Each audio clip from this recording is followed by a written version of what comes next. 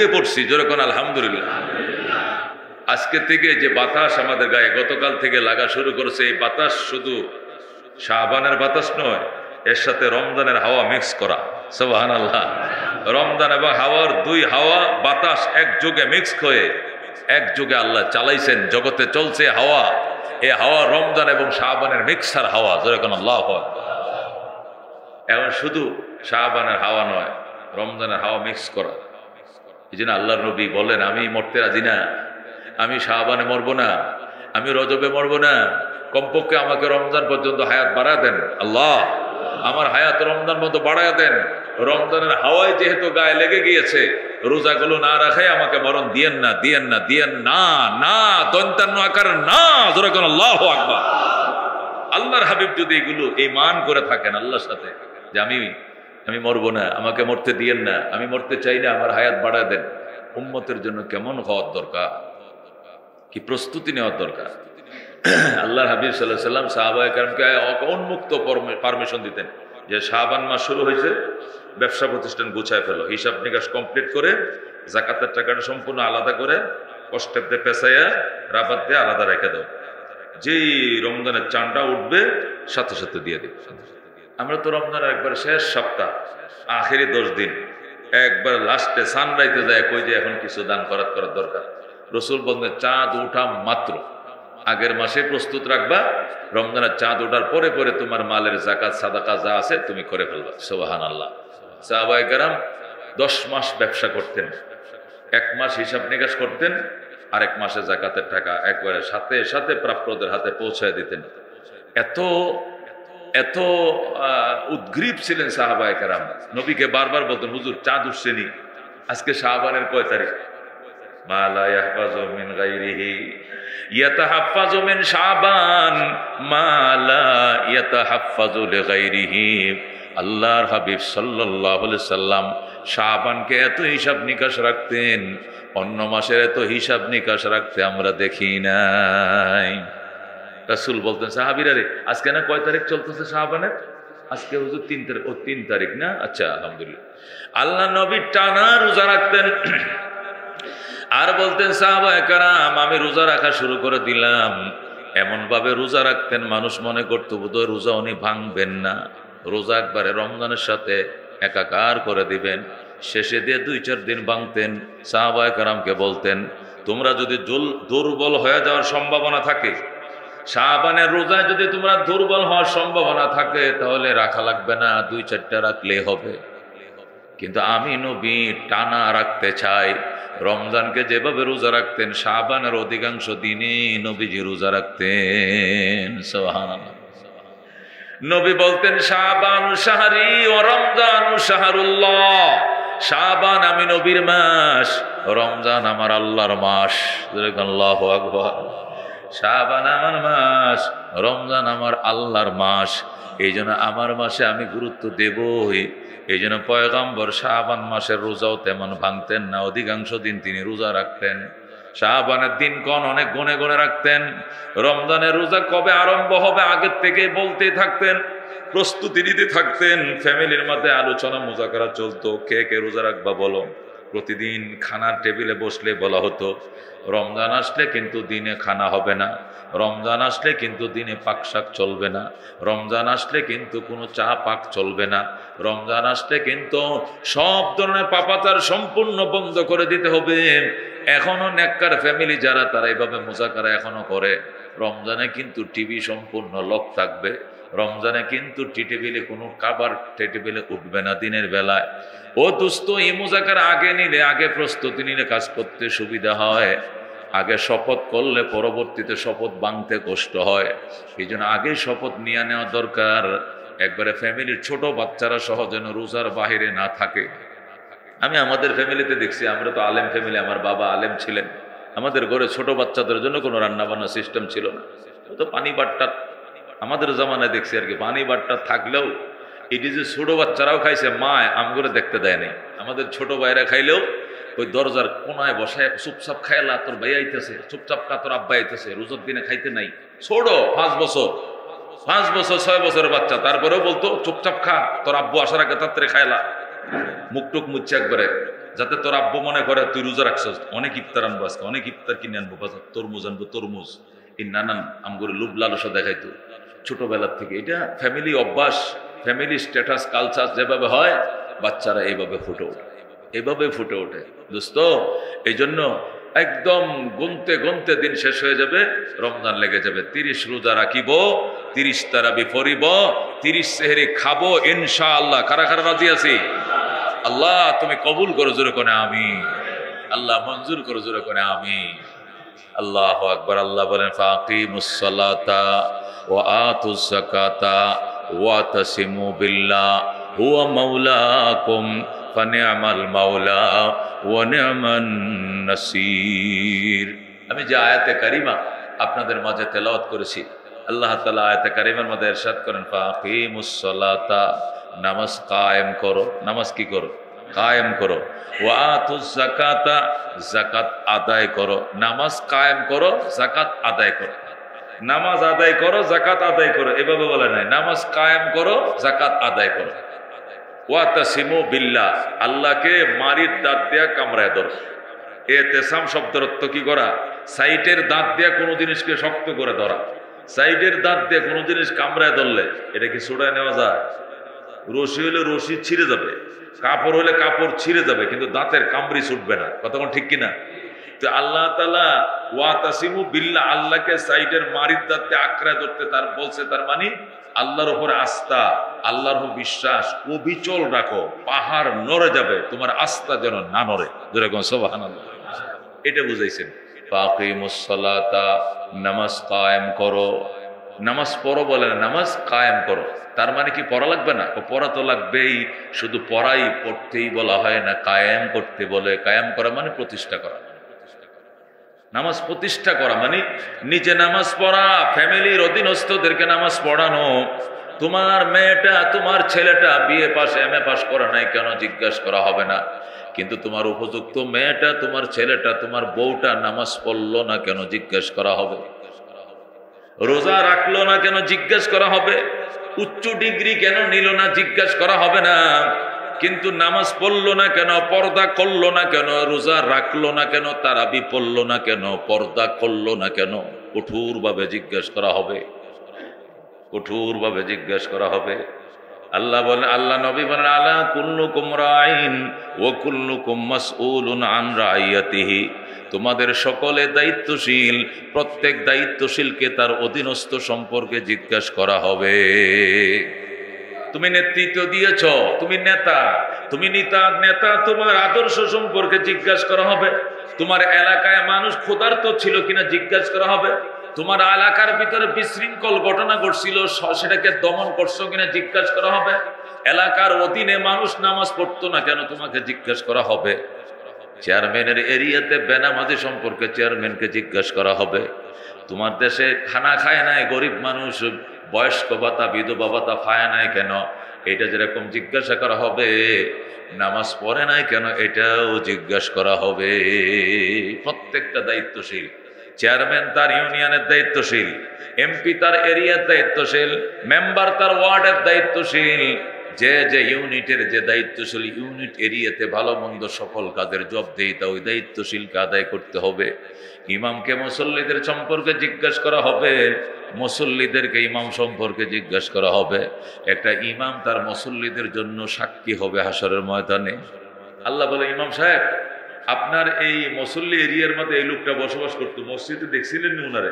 ইমাম বলবে, আমি তো দেখি নাই, আমি ওনারে মসজিদে আসতে দেখি নাই। আমি ইমামুল হাই ছিলাম, ইমামুল মাইয়াত ছিলাম। জিন্দা লোকের নামাজও পড়াইতাম, মারা গেলে জানাজাও পড়াইতাম। আমি ছিলাম ইমামুল হাই ওয়াল মাইয়াত, আমি জিন্দা মুর্দার ইমাম ছিলাম। মরতে দেখছি, মরার সময় ওনার জানাজা অবশ্য আমি পড়াইছি, লাশ আসছিল মসজিদে, কিন্তু এর আগে মসজিদে আমি এরকম দেখি নাই, মসজিদে আমার নজরে পড়ে নাই। ইমামের সাক্ষী গ্রান্টেড হবে, বলা হবে বেনামাজিকে জাহান্নামে দে, বেনামাজিকে জাহান্নামে দাও। ইমাম হবে এলাকার মুসল্লিদের জন্য কি রাজ সাক্ষী, রাজ সাক্ষী। ইমাম জানে এ মুসল্লি কোন মুসল্লি, কোন এলাকার কোন লোকটা নামাজি ছিল, ইমাম সব বলে দেবে, সে রাজ সাক্ষী। এই জন্য দুস্থ আল্লাহকে নামাজ কায়েম করো। নামাজ কায়েম করার প্রথম অর্থ হলো নিজে নামাজ পড়া, অধীনস্থদেরকে নামাজের হুকুম দেওয়া। পরিষ্কার বলা, আমার ফ্যামিলিতে তুমি থাকবা, তুমি বালেগ হইছো, তুমি বালেগ হইছো, তুমি ভার্সিটিতে যদিও পড়ো বা সাবালেগ যেহেতু হয়ে গেছো, তোমার খানা পিনার যোগান দেওয়ার দায়িত্ব আমার না। চীন এবং জাপানের মতো দেশে দেখবেন খালি ছেলেরা সাবালেগ হওয়ার পর পরে আলাদা করে দেয়, তোর কামাই তোর, তোর ইনকাম, তুই কবে ডিগ্রি পাস করবে, এরপরে চাকরি নিবে, এরপরে কামাই করে তুই আমি খাওয়াবে, আর এই পর্যন্ত আমি তোরে খাওয়ামো, অসম্ভব। তুই লেখাপড়া কর আর যে কোনো কাজ শিখ, লেখাপড়া কর, কাজ কর, নিজের ইনকাম করে তুই নিজে খা, আলাদা করে দিবি। সাবালেগ হওয়ার সাথে সাথে যতদিন নাবালেগ ছিলে তোকে খাওয়ানোর দায়িত্ব আমার ছিল। যেই বালেগ হইছো তুমি লেখাপড়া করো আর করাও, যাই করো, তোমার কর্ম করে তুমি খাও এবং ডিগ্রি অর্জন করো। লেখাপড়া করতেছে, কাজ কাম করতেছে, এমনি নানান কাজ কাম করে, কিছু কামাই করে, ইনকাম করে, এই দেশে চলবে, বাস পরিষ্কার কথা, কোনো ছাড় নাই। আমাদের দেশে 42 বছর পর্যন্ত বুড়িয়া ফাঁকা যাইতেছে, কেন বিয়েও করে না, চাকরিও পায় না, বাবার মাথার বোঝা, বাবা সারা রিস্কা, আর শুতে আড্ডা দিয়ে বসে বসে খায়। আল্লাহু আকবার, এটি ইসলামে নাই দোস্ত, এগুলো নাই দোস্ত রে। বাবারে কবে খাওয়াইবা? বাবা বুড়া থুরথুরা হয়ে গেলে এখনো তোমারে খাওয়ায়, বাবারে তুমি কবে ইনকাম করে খাওয়াইবা? এই আল্লাহর বন্দার কি কপালে সুখ শান্তি খোদায় দেয় নাই? এই জন্য দোস্ত, 1 নম্বর কর্মসূচি, তোমাকে নামাজ কায়েম করতে হবে। নামাজ কায়েম করা মানে নিজে পড়া, অধীনস্থদেরকে নামাজ পড়ানো, নিজের নামাজ, অধীনস্থদের নামাজ, সব নামাজ সম্পর্কে আল্লাহ জিজ্ঞাসা করবেন। এই জন্য সবচেয়ে গুরু দায়িত্ব হলো নামাজ পড়ে যায় বাসায় জিজ্ঞেস করবেন। কি জিজ্ঞেস করবেন? ভাত খাইছনি? ছেলে চিটাং ভার্সিটিতে পড়ে, বাপে ফোন করে, খাবার দাবারের প্রতি, স্বাস্থ্যের প্রতি যত্ন রাখো, টাইম মতো খাবার খাইও, স্বাস্থ্যের প্রতি যত্ন রাখো। খাইছনি? খাবার খাইছনি? খাইছি। আবার কি দিয়ে খাইছো এটাও জিজ্ঞাসা, কিন্তু ভুলেও জিজ্ঞাসা করে না নামাজ পড়ছনি, এই জোহরটা হয়েছে নি, জুমায় গেছিলেন মসজিদে, জোহরটা হয়েছে নি, আসরটা পড়ছনি, আজকে ফজর পড়ছিলেনি, এটা ভুলেও জিজ্ঞাসা করে না, সাহসে পায় না। এটা বললে যেন ছেলে রাগ করবে না, কি বলে না মাইন্ড করে। এই জন্য স্বাস্থ্যের প্রতি যত্ন রাখো, টাইম মতো খাবার খাইও, গোসল করছনি, মানে স্বাস্থ্যের কত যত্নের কথা সে জিজ্ঞাসা করে। মায়াও বলে, বাবাও জিজ্ঞাসা করে, নামাজের কথা জিজ্ঞেস করে না। আল্লাহ আকিমুস সালাহ, নামাজ কায়েম করো, মানে নিজে নামাজ পড়বা, অধীনস্থদেরকে নামাজ পড়াইবা, এটাকে বলে নামাজ কায়েম করা। নামাজ এখান থেকে যাই বলবেন যে শুনো, হুজুরে বলছে নামাজের খোঁজখবর নিতে হবে, তুমি কিন্তু মনে নিতে পারবা না কিছু। আমি 5 ওয়াক্ত স্বাস্থ্যের খাবার যেরকম, গোসল করছনি, এই ছেলে গোসল করছে, ছেলে খাবার খাইছে, এটা যেরকম জিজ্ঞাসা করি, নামাজের ব্যাপারে জিজ্ঞাসা করে, এটা নাকি আমার দায়িত্ব, জিজ্ঞাসা না করলে আমি জাহান্নামে যাব। এই জন্য আমি কিন্তু ডেলি জিজ্ঞাসা করবো, টাইম মতো কিন্তু নামাজটা আদায় করে নেবা। আমরা জুমা মসজিদে পড়ে আসছি, তোমাদের তো মসজিদে যাওয়া কোনো জরুরি না, তোমরা বাসায় জোহরের নামাজটা পড়ে নাও, জলদি নামাজ পড়ে নাও। নামাজ পড়ার পরে আমি তোমাকে নিয়ে খাবার খাইতে বসবো, নাহলে আমার সাথে বসবো না, আমি বেনামানি দিয়ে বেনাবাজি নিয়ে খাবো না। আলাদা এক শান্তি, এই ফ্যামিলির মধ্যে আলাদা একটা প্রশান্তি। অল্প ইনকাম করে দোস্ত, আলু বক্তা ডাইল দিয়ে যদি এই ফ্যামিলির লোক ভাত খায়, স্বর্গীয় শান্তি ভোগ করবে। কথা কোন ঠিক কিনা? দিলের স্যাটিসফাইড একটা আলাদা থাকবে, আলাদা একটা আত্মতৃপ্তি থাকবে। যেন আল্লাহ বলেন নামাজ কায়েম করো। নামাজ কায়েম করা এক অর্থ, প্রথম অর্থ নিজে নামাজ পড়া, অধীনস্থদেরকে নামাজ পড়ানো। 2 নম্বর নামাজ কায়েম করা মানে নামাজ এইভাবে ধরা, এই নামাজ যেন জীবনে আর না ছুটে। নামাজ কায়েম করার মানে কি?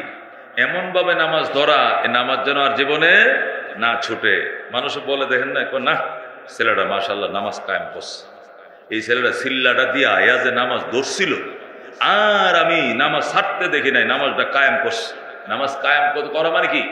নামাজ এইভাবে ধরা, নামাজ এইভাবে প্রতিষ্ঠা করা যে আর নামাজ না ছাড়া, এটাকে বলা হয় কি? নামাজ কায়েম করা। এটা এক 3 নম্বর ব্যাখ্যা, নামাজ কায়েম করার অর্থ হলো নামাজকে তার সমস্ত আয়োজন প্রস্তুতি সহকারে করা, এটাকে নামাজ কায়েম করা বলে। মানে নামাজ যদি আপনি গেঞ্জি পরেও পড়েন তাও তো হবে, নামাজ যদি টুপি ছাড়া পড়েন তাও তো হবে, নামাজ যদি ঘরেও পরে ফেলেন তাও তো হবে। তবে নামাজকে তার সমস্ত আয়োজন সহকারে আদায় করাকে নামাজ কায়েম করা বলে। সব জিনিসের আয়োজন আছে। আপনি অফিসে যাইবেন, আপনি অফিসের একটা আলাদা পোশাক আশাক আছে না? ফ্যানটা ইন করো, গেঞ্জিটা ইন করো, ফ্যানটা সেন্টার লাগাও, পরিষ্কার না থাকলে কোটটা চেঞ্জ করো, নতুন কোট লাগাও, ঠিক আছে নি? চুলটা ঠিক আছে না? আয়নার মাঝে সব ফিটফাট, টাইটা লাগছে নি সব? তার জন্য যেরকম একটা আলাদা পোশাক আশাক প্রস্তুতি আছে, নামাজের জন্য একটা প্রস্তুতি আছে। তুমি মাটি কাটতেছো, রিক্সা চালাইতেছো বা তুমি মাঠে কাজ করতেছো, হে কাদা কোদাল এই এখানে আইলের মধ্যে যদি কো আল্লাহু আকবার হয়ে যাবে, আদায় হয়ে যাবে। কিন্তু এটা নামাজকে তার প্রস্তুতি সহকারে আদায় হলো না। নামাজের জন্য অফিসের জন্য যেন ভিন্ন একটা পোশাক আছে, আল্লাহর ঘরে আসার জন্য একটা পোশাক আছে, কতক্ষণ ঠিক কিনা? শরীর পাক, জামা পাক, জাগা পাক, 17 ঢাকা, অক্তসিনা, ক্যাবলমুখিয়া, দাঁড়ায় নামাজ করা, নিয়ত করা, কারাত করা, রুকু করা, সজদা করা, আখেরে বৈঠক, সালাম ফিরানো, এই আহকাম আরকান 13 ফরজ ওয়াজিব 14টা, ফরজ 13টা, এই সহ সমস্ত আয়োজন সহকারে নামাজের জন্য ভিন্ন পোশাক আশাক প্রস্তুতি মন মানসিকতা নিয়ে নামাজ আল্লাহু আকবার বলাকে নামাজ কায়েম করা বলা হয়। জোরে কসম। হ্যাঁ, এটা নামাজ কায়েম করো। 2, 3, 4 নম্বর ব্যাখ্যা, নামাজ কায়েম করার অর্থ হলো ভিতর এবং বাহিরকে নামাজের ভিতরে নিয়ে নামাজ পড়া। ভিতর বাহির দুইটাকেই ভিতরে ঢুকায় নামাজ পড়া, মানে মন এবং তন। মন তন, তন মানে দেহ, তন এটা ফার্সি শব্দ, মন এটা ফার্সি শব্দ, মন তন, দেহ এবং আত্মা দুইটাকে ভিতরে রেখে নামাজ পড়া। মানে আমি যে নামাজে দাঁড়াইছি, আমার দেহ যেরকম মসজিদে, আমার মনও মসজিদে, আমার নজর সজদার জায়গায়, আমার মন আল্লাহর ঘরে, আমার দিল আল্লাহর দিকে কেবলামুখী হয়ে, আমার মন আর অফিসেও নাই, বাজারেও নাই, দোকানেও নাই, আড্ডাখানাও নাই, কোথাও নাই, আমার তন মন এখন আল্লাহর দরবারে এইভাবে উপস্থিত করে নামাজ আদায় করা, এটাকে বলে আকিমুস সালাহ। তন মন উপস্থিত করে এরপরে তুমি নামাজটা আদায় করো, তাহলে এই নামাজটা হবে আকিমুস সালাহ। কিন্তু তন আছে মানে শরীর আছে, কিন্তু মন এখানে নাই, এটা নামাজ হয়ে যাবে, এটা নামাজ আদায় হবে, কিন্তু নামাজ কায়েম হবে না। দোস্ত, সাহাবায়ে কেরামের জামানায় নামাজের মাঝে একদিন 3 রাকাত আর 2 রাকাত নেয়া কি লাগছে, গেঞ্জাম লাগছে। এশার নামাজে ইমাম বলতেছে 4 রাকাতে পড়ছি, মুক্তাদি বলতেছে না 3 রাকাত হইছে। এখন বিচার নিয়ে বসছে কেমনে কি করা, উপায় কি? যদি 3 রাকাতে হয় তাহলে তো এশার নামাজ আবার পড়তে হবে। তো একজন ভদ্রলোক ব্যবসা করতেন, উনি দাঁড়ায় বলতে, আমি শিওর আজকে 3 রাকাত হইছে। আপনি বলছেন কেমনে শিওর? আমি 4টে দোকানের হিসাব করি 4 রাকাত নামাজে, 4 রাকাত নামাজে 4 দোকানের হিসাব করি, নামাজের মানে দোকানের হিসাবও শেষ, ইমাম সাহেব সালাম ফিরায়। আজকে 3 দোকানের হিসাব কমপ্লিট করছি, সালাম দিয়ে দিছি, দোকানে রয়েছে আমার একটা হিসাবের বাকি। সুতরাং আমি শিওর নামাজ 3 রাকাত হয়েছে, কোনো সন্দেহ নেই। চিন্তাটা করেন হে কোন দেশে আছে, সে 4 রাকাতে 4টা দোকানের হিসাব মনে মনে গুছায় ফেলায়, 4 রাকাত নামাজের ভিতরে সারাদিন যে বেচা কিনা করে, এশার নামাজের হিসাব নামাজের মধ্যে কমপ্লিট করে। আজকে 3 দোকানের হিসাব করতে সালাম ফিরিয়ে দিল, মানে কি রাকাত একটা ছুটে গেছে। শেষ পর্যন্ত সবাই বলতেছে, হ্যাঁ আমাদেরও সন্দেহ হয় রাকাত যেন 3টাই হয়েছে। পরে ইমাম সাহেব নামাজ আবার পুনরায় পড়ছে। আল্লাহ রাব্বি বলছেন, সল্লি ফাইন্নাকা লাম তুসল্লি, সল্লি ফাইন্নাকা লাম তুসল্লি। অসুস্থ সাহাবী, পেটে পাতলা পায়খানা অনবরত, আল্লাহ নবী বলছেন নামাজ পড়ে দোয়া করো। নামাজ পড়ছে, আরো পাতলা পায়খানা, আবার নামাজ পড়ে, আবার পড়ছে, এখনো তো কমে না। আল্লাহ বলছেন নামাজ সকল সমস্যার সমাধান, তুমি নামাজ পড়ো, আবার পড়ো। পড়ছি তো সল্লি, আবার পড়ো, ফাইন্নাকা লাম তুসল্লি, আগের নামাজ হয় নাই। নবী বলছেন হাদিস, সল্লি ফাইন্নাকা লাম তুসল্লি, পড়ো নামাজ, আগেরটা হয় নাই। আরেক ঘটনা আছে, এক সাহাবীর পেটের সমস্যা, রসুল বললেন মধু খা, মধু খাইলে ভালো। মধু খাইছে, আরো পাতলা হয় না, মানে আরো পানির মতো। রসুল কয় না, এটা মিথ্যা কথা হইতে পারে না, কোরআনের মধ্যে যে মধুর কথা আসছে শেফা, এটা শেফা হবেই, আবার খা মধু। কয় না, তোমার ফেডা মিথ্যা বলতেছে, মধু মিথ্যা বলতেছে না, তুমি আবার খাও। 4বার কয় মন তন দিলে প্রাণে নামাজটা পড়ো। এরপরে নামাজ পড়ছে, পড়ে এসে রসুলকে বলে, হুজুর আমার পেট থেমে গেছে, আমার পায়খানা কন্ট্রোলে এসে গেছে, যেরকম আল্লাহু আকবার। আরেক সাহাবী এসে হুজুর অভাব, নামাজ পড়, নামাজ পড়ো। অভাবে নামাজ পড়লে কি হবো, খাবার তো নাই পেটে। নামাজ পড়তে বেটা, নামাজ পড়ে কয় কোনো ব্যবস্থা হয় না, কয় নাই, কয় তোর নামাজ হয় না, আবার পর নামাজ। এইভাবে 3বার নামাজ পড়াইছে। এরপরে ব্যবস্থা রসুলকে 4বার পর বেটা। আবার সাহাবী নামাজে দাঁড়াইছে, পরে দেখে যে আটা ভাঙ্গার জাতা আছে না, এই যে চাকা, এটা ঘুরে, যে আগের দিনে আর কি, এখন তো আধুনিক মেশিন বাড়িছে, আগে তো জাতা দিয়ে কি করতো, আটা দিয়া মোটা আটা বানাইতো, গম ভাঙ্গাইতো আর কি, গম কলই মাসকলই এগুলো ভাঙতো কি দিয়া, আমাদের ছিল, আমার মায়ে দেখছে এভাবে ঘুরাইতো। ওই জাতা সাহাবায়ে কেরাম ভুট্টা বাংতো জাতা দিয়া, গম বাংতো। এই নামাজে সাহাবি আল্লাহর নবী বলছে, এবার তুই যে মনে প্রাণে দাঁড়াবি নামাজটা, নামাজের মতো নামাজ পড়বি। এই নামাজে পরে দেখা যায় তার সামনে জাতাতে ঘোরা শুরু হয়েছে, আর যা আটা বাইর হইতেছে ওইতেই আছে। সুবহানাল্লাহ। এই যে আটা বের হচ্ছে, সে নামাজ পড়তেই আছে, আর আটায় এলাকা থুপ পড়ে গেছে, স্তূপ হয়ে গেছে। যেরকম সুবহানাল্লাহ। এ দুস্ত তার ওয়াইফরে সালাম ফিরে আটা সামলো, আটা দিয়ে ডেক্সি বসছে, ফাতিল বসছে, মটকা বসছে, কলসি বসছে, আটা রাখার যত বস্তা বস্তা ছিল সব আটা দিয়ে বসছে। এরপরেও যাতা ঘুরতেছে। এখন সাহাবি কয়, আচ্ছা গম দেখে না, আটা যে বের হয় একদিক দিয়ে তো গম দিতে হবে, পরে না আটাটা পাউডারটা বের হবে। গম তো লুপ্ত দিয়ে গমটা ঢুকে কোন দিয়ে আটাটা বের হয় কিভাবে? এই গম দেখার জন্য যাতায় যে হাত ধরছে, ধরে থামায় দিছে। থামায় একটা পাটটা উঠায় দেখে যে এটা বইবি কোনো গম ঢুকতেছে নি। পাটটা উঠায় দেখে যে না, এটা তো আগের মতোই আছে, এটার ভিতর দিয়ে কোনো গম ঢোকানোর কোনো পাইপিং কোনো সিস্টেম নাই। এই যে থেমে গেল, থামার পরে রাসূলুল্লাহ দরবারে যা বলি, আর রাসূলুল্লাহ এই এমন এমন ঘটনা। হুজুরে কয়, আমারও কিছু আটা দে, আমার ফ্যামিলির জন্য কিছু দে। কয়, হুজুর বন্ধ হয়ে গেছে। বন্ধ হইব কাবেটা? আমি আর্ধেক ধরছিলাম, আমি দেখতে গেছিলাম। কি সর্বনাশ করছ, গোটা মদিনাবাসীর সকল চাহিদা আল্লাহ মিট করে দিতেন এক জাতার আটা দিয়া। যেরকম আল্লাহ হয়, তোরা আমার সাথে কথা না বলে এটা দেখতে গেলে কেন? আমার সাথে কথা না বলে দেখতে গেলে কেন? আহারে, এটা তো ঘুরতেই থাকতো, তুই ধরতে গেলে কেন? দর্শস্য সর্বনাশ করছস। আহারে, বন্ধ হয়ে গেছে, আর যাতা দেয়া ও আটা আর বের হয় নাই। এরপরে এই গড় পার্শ্ববর্তী গড়ে যত জায়গা যন্ত্র ছিল আটা রাখার সব ফিল আপ হয়ে গেছে। যেরকম সোহান। এই জন্য আল্লাহ ফাকিমুসসালাহ, নামাজ কায়েম করো, ওয়া আতুজ যাকাত, যাকাত আদায় করো, ওয়া তাসিমু বিল্লাহ, আমি আল্লাহকে শক্ত করে ধরো। নামাজ কায়েম করো, যাকাত আদায় করো, আমাকে মজবুত করে ধরো। আমাকে মজবুত করে ধরো মানে আমার উপরে আস্থাশীল হও। লা তুশরিক বিল্লাহ, রাসূল বলেন আল্লাহর সাথে শরীক করিও না। ওয়াইন কুতিলতা আও হুররিকতা, যদিও তোমাকে হত্যা করা হয় অথবা জ্বালিয়ে দেওয়া হয়, তোমাকে হত্যা করা হলেও, তোমাকে জ্বালিয়ে দেওয়া হলেও, হত্যা হয়ে যাইবা, জ্বলে যাইবা, তবু গো আল্লাহর সাথে শরীক করবা না। শরীক করা যাবে না। কি করা লাগবে? আল্লাহকে শক্ত করে ধরতে হবে। এমন ধরবা তুমি দেখো আর নাই দেখো, শয়নে স্বপনে অন্ধকারে আলোতে সর্বদাই তার উপরে আস্থা। কার উপরে? আল্লাহর উপরে। শয়নে স্বপনে সর্ব অবস্থায় তার উপরে আস্থা, তার উপরে বিশ্বাস। এক আল্লাহর উপরে আস্থাশীল হও, এক আল্লাহর উপরে বিশ্বাসী হও। আল্লাহ বলেন, ওয়া মাওলাকুম, তিনটি কাজ যদি তুমি করতে পারো, আমি আল্লাহ হব তোমাদের অভিভাবক। ফানিয়ামাল মাওলা, আমি হব শ্রেষ্ঠ অভিভাবক। ওয়া নিয়ামান নাসির, আমি হব শ্রেষ্ঠ সাহায্যকারী। সুবহানাল্লাহ। আমি তোমাদের জন্য অভিভাবক হব, আমি হব শ্রেষ্ঠ অভিভাবক, আমি হব শ্রেষ্ঠ সাহায্যকারী। এরকম সাহায্য করে আর কাউকে পাইবা না। যেরকম সুবহানাল্লাহ। তবে কাজ করতে হবে তিনটা। কটা? 1 নম্বরে নামাজ কায়েম করতে হবে, 2 নম্বরে যাকাত আদায় করতে হবে, 3 নম্বরে সর্বদাই আল্লাহর উপরে আস্থাশীল হতে হবে।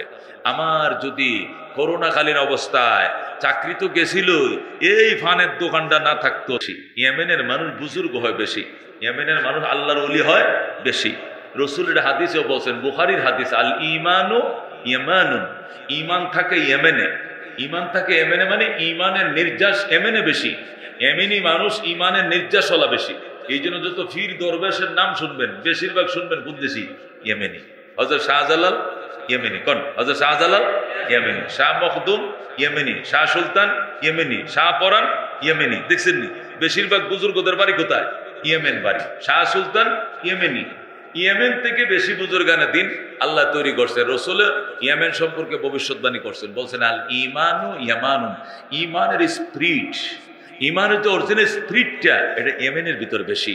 এরা বাতিলকে সইতে পারে না। হযরত শাহজালাল আইসে হজ করার জন্য, আইসা শুনে এই সিলেটের এক বুজুর্গ, সিলেটের কি এক বুজুর্গ, তার সন্তানকে মেরে ফেলেছে কে? এই দেশের গোবিন্দ, গৌর গোবিন্দ রাজা, গৌর গোবিন্দ বাদশাহ তার ছেলেকে হত্যা করছে। কেন? 20 বছর পরে ছেলে হয়েছে, আকিকার জন্য গরু জবে করছিল। এই গরু গোশতের টুকরা নিয়ে এই হিন্দু রাজার বাড়ির সামনে কাকে ফেলছে। কাকের হাত থেকে মুখ থেকে যখন গোস্তের টুকরা পড়ছে, গৌর গোবিন্দ রাজার পায়ের রক্ত মাথা উঠে গেছে। এই রাজ্যের মধ্যে গরু জবে নিষেধ, কে রে এত বড় সাহস গরু জবে করলো, তারা ধরে নিয়ে আসো। তখন ওই বুজুর্গরে ধরে নিয়ে আসছে সিলেটের গৌর গোবিন্দ বাদশা, ধরে এনে বলতে তুমি গরু জবে করলা কেন? বিবাহ করার পরে আমি সফল ব্যবসায়ী সিলেটের মধ্যে। তখন তো এটা ছিল পুরাটা ত্রিপুরা রাজ্য। এটা কি ছিল? সিলেটটা কই ছিল? ত্রিপুরা রাজ্যের ভিতরে। এখনো সিলেটের ত্রিপুরার ভাষায় কথা বলে। এরা এখনো বাংলা হইতে পারেন না, তাইনরা কিতা মাতন, তার কিতা মাতন গো, তারা সিলেটি মাত মাতন, এটা ত্রিপুরার মাত। এটা কিসের মাত? মেয়া সব খাই লাউকা, আদুই লাউকা, খায়া লাউকা। আমি বা সিলেটে মাহফিল করতে মেয়া সব আদুই লাউকা, খায়া লাউকা। উগনা গু খাইবা না কাঁচা গু খাইবা, ভীষণ কথা। গু বুঝেননি? গু, গুয়া, গুয়া, সুবারি, সুবারি। এই আগের দিনে মুরব্বীরা গুয়া খাইতো না, গুয়া খাইবেননি? এই মনে আসেননি? এরা এখনো এই ত্রিপুরার ভাষা এখনো রাখে। ওয়াজ করা ভাত খাওয়ার পরে সুবারি দেয় না, ভাঙ দেয় না, মেসাব পিতা খাইবা, হুগনা গু খাইবা না কাঁচা গু খাইবা। এখন শুনতে কেমন শোনা যায়? হুগনা গু না কাঁচা গু? আসলে গু মানে কি? গুয়া, গুয়া, সুবারি। শুকনা সুবারি খাইবা না কাঁচা সুবারি খাইবা? এটা না হুগনা গু খাইবা না কাঁচা গু খাইবা, কৌকা মেসাব কৌকা। আমি যাইতেছি সিলেটে, আসরের নামাজ হাইওয়ে রোডে টাইম যাইতেছে, আসর মসজিদ হাইওয়ে মহাসড়কের পাশে মসজিদ নেই, কম। পরে গাড়ি দাঁড় করাইয়া গাড়ির সামনে যায় নামাজ বিছাইয়া ড্রাইভার আর আমার খাদেম মুক্তাদি আমি নামাজ পড়তেছি। তো ওই সামনে ক্ষেতের মাঝে রুয়া লাগাইতেছে, তো কুত্তা গেছে একটা সামনে দিয়ে, নামাজ পড়তেছি, কুকুর গেছে সামনে দিয়ে। আমি তোর নামাজ ভাঙ্গি আর কুত্তা তাড়াইতে পারছি না, নামাজ তো পড়েই ফেলাইছি। ওমা হেডে রুয়া লাগানো থই আইছে, আয়া কমে আসা আপনার নামাজ ওইটা না, আপনার নামাজ ওইটা না, কিতাল লাগিন ওইটা না, কিতাল লাগিন। কুত্তা মিয়া সামনে দিয়ে গেছুন গিয়া, কুত্তা মিয়া সামনে দিয়ে গেছুন গিয়া। কুত্তারে কো আপনি, আমারে কো তুমি। মিয়া সাহেব তোমার নামাজ ওইটা না, মিয়া সাহেব তোমার নামাজ ওইটা না, কুত্তা মিয়া সামনে দিয়ে গেছুন গিয়া। কুত্তা চলে গেছেন, কুত্তারে কো আপনি, আমারে কো তুমি। এটা হলো হেদের ভাষা। আমি কইছি ওইতো না, না ওইতো, এটা আমি বুঝবাম, তোর চিন্তা, তুই রুয়া লাগা গাজা। এই রুয়া তো ফতুয়া দিছে আমারে, এই রুয়া লাগাইতেছে ধান খেতে, রুয়া গাড়ায় বুঝেন না, এই রুয়া থইয়া আইসে কয় আপনার নামাজ ওইটা না, কুত্তা মিয়া সামনে দিকে শুন গিয়া। কি সাহের হইছে আমি যে নামাজ পড়তেছি। দোস্ত, এক এক দেশের ভাষা, এক দেশের গালি, আর এক দেশের কি বলি। এই সিলেটে আল্লাহু আকবার গৌর গোবিন্দ বাদশা শেখ বুরহানুদ্দিন, এই ভদ্রলোকের নাম ছিল কি? বুরহানুদ্দিন। শেখ বুরহানুদ্দিনের ছেলের আকিকায় গরু জবে করছিল, এই জন্য তারা অ্যারেস্ট করে নিয়ে তার চোখের সামনে ছেলেটাকে কুচি কুচি করে কাটছে, কুবায় কাইটিয়া। এরপরে এই গোশতটা পাখিদেরকে দিয়ে দিছে। আমার দেবতা গাবি জবে করে, গরু জবে করে, গো হত্যা মহাপাপ, তুই জানোস না? গো হত্যা করলি কেন? এই জন্য তোর ছেলেকে হত্যা করব। মা বাবার সামনে মা বাবাকে বাইধে রেখা এই ছেলেটাকে রামদা দেয়া কুবাইয়া কুবাইয়া কাইটিয়া পাখিরে বন্টন করে দিছে, কুকুরকে বন্টন করে দিছে। এই বুরহানুদ্দিনের দৃশ্য দেখে তার স্ত্রী পাগল হয়ে গেছে, মেন্টাল হয়ে গেছে, একবারে ব্রেন ডিবেট হয়ে গেছে, ছেলে হারায়া নিজেও পাগলের মতো হইয়া তখনকার যুগে যেভাবে যাওয়া লাগে সৌদি আরব, আল্লাহর ঘরে যায় কান্নাকাটি শুরু করছে। আল্লাহ আল্লাহ, এই গৌর গোবিন্দের বিচার ত্রিপুরা রাজ্যে কেউ করতে পারবে না তুমি ছাড়া। এমন কান্নাকাটি করতেছে আল্লাহর ঘরে, খোদার ঘরে গিলাপ ছাড়ে না। ইতিমধ্যে শাহজালাল ইয়ামানি হজের জন্য আল্লাহর ঘরে আইছে, সুবহানাল্লাহ। আয়া এর কান্না দেখে বুঝে লাইছে এটা তো গুনাহ মাফের কান্না না। গুনাহ মাফের জন্য যে কান্নাকাটি করে এটা এক জিনিস, আর সন্তান হারার কান্না এটা আরেক জিনিস। বুঝে লাইছে শাহজালাল ইয়ামানি, কি হইছে তোর কো আমারে? আমার দুঃখের কথা আপনি কেমনে বুঝবেন? আপনাকে বললে কি লাভ? আপনার বাড়ি কক, আমার বাড়ি ইয়েমেন, তোর বাড়ি কক বাঙ্গাল, হিন্দুস্তান। তখন তো হিন্দুস্তান ছিল, হিন্দুস্তান। তখন বলল বল এই ঘটনা। আমার নাম শেখ বুরহানুদ্দিন, আমি সিলেট নামক অঞ্চলের সফল ব্যবসায়ী। আমি বিবাহ করার পরে 20 বছর কোনো সন্তান হয় না। আল্লাহ দয়া করে একটা সন্তান দিছিল, গরু জবে করে আকিকার আয়োজন করছিলাম। এই গরু গোশতকে যেন কাকে না পাখি একটা টুকরা নিয়া ওই হিন্দু রাজার বাড়ির সামনে ফেলছে।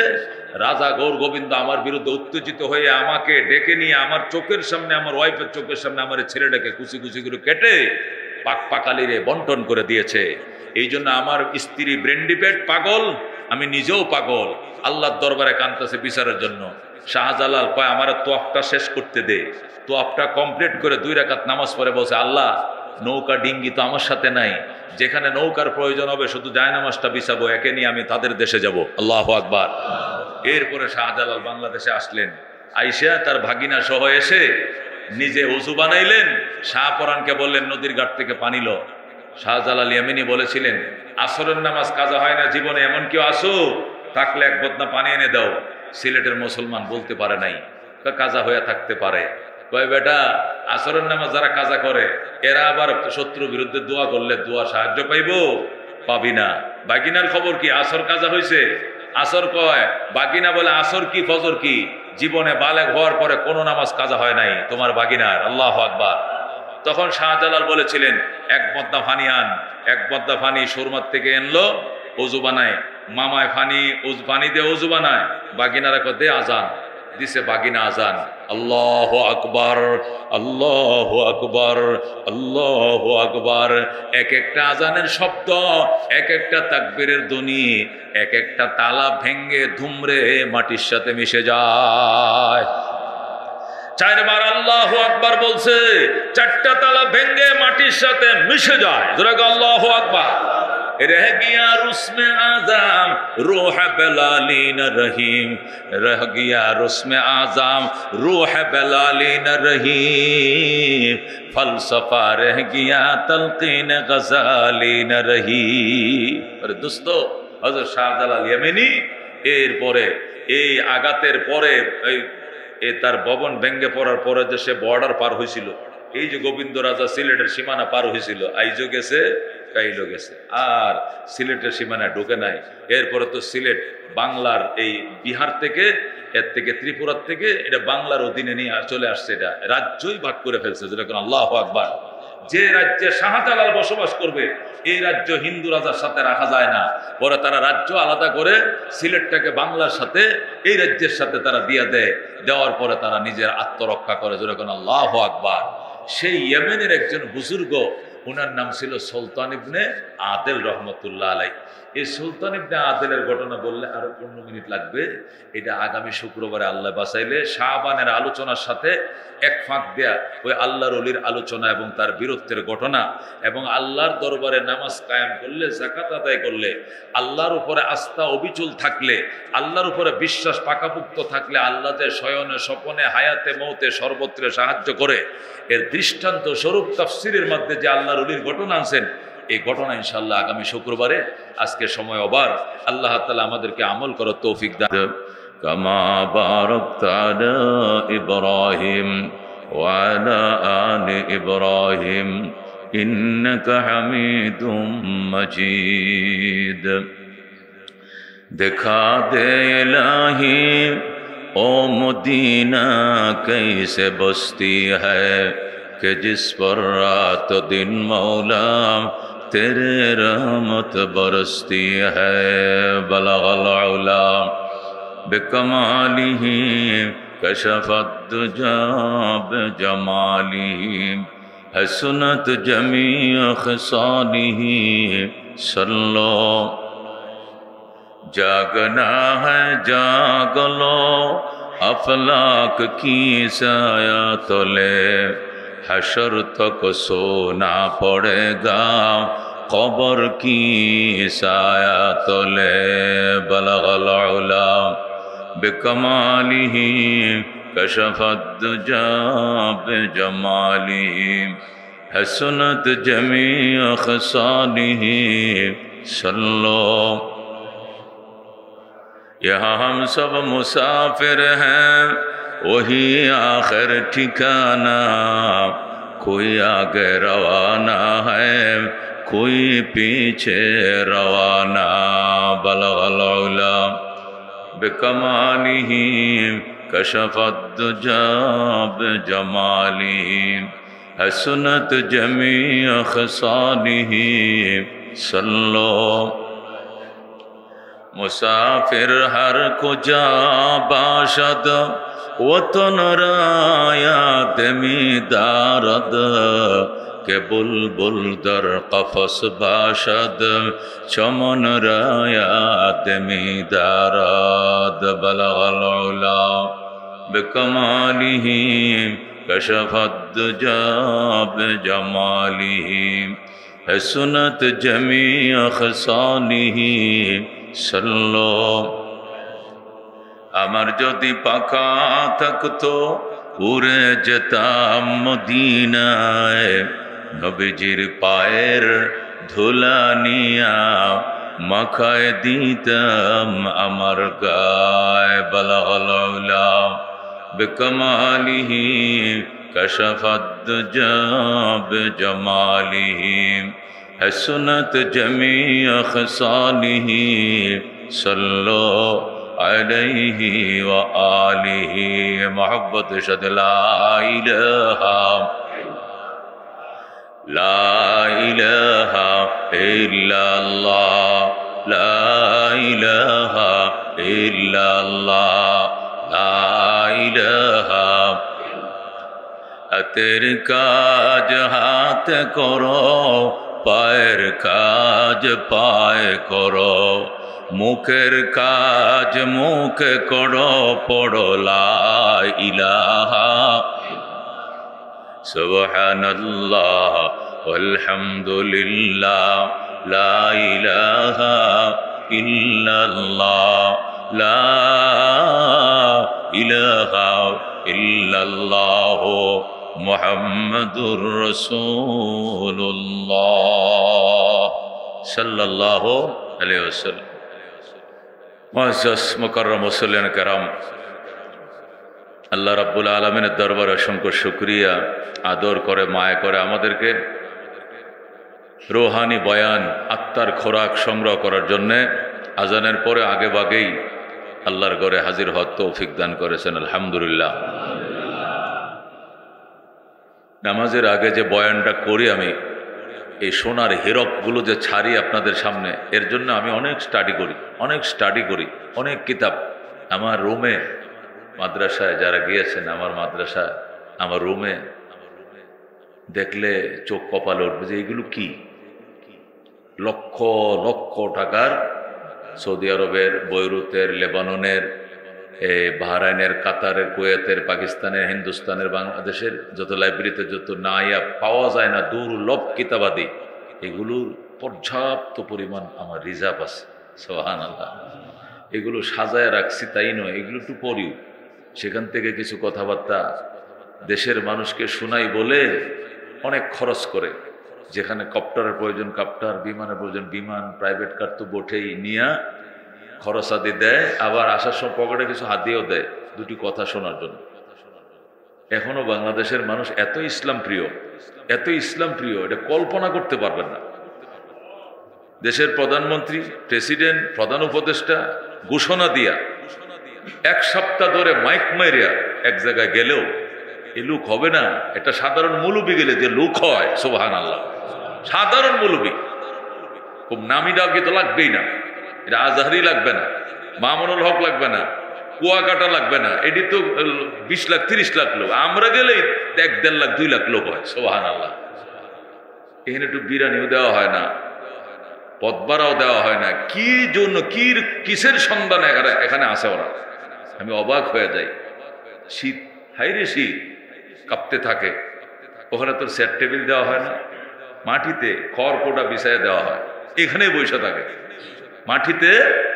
কোথাও একটু ভালো ব্যবস্থা করতে পারলে কিছু হুগলা পাটি টাটি দেয়, বেশিরভাগ জায়গায় খের খড়-কোটা বিছায় দেয়, ছিটায় দেয়, এখানে বৈশা চাতক পাখির মতো থাকায় থাকে, আল্লাহর কোরআনের অমেয় বাণী শোনে, সুবহানাল্লাহ। দোস্ত, আজান দেওয়ার আগেই আমার মসজিদের নিচতলা যেন ভরে যায়, আমি দেখতে চাই আল্লাহর কোরআনের পাগল কারা কারা। আল্লাহু আকবার। রজব শেষ করে ফেলছে, আলহামদুলিল্লাহ।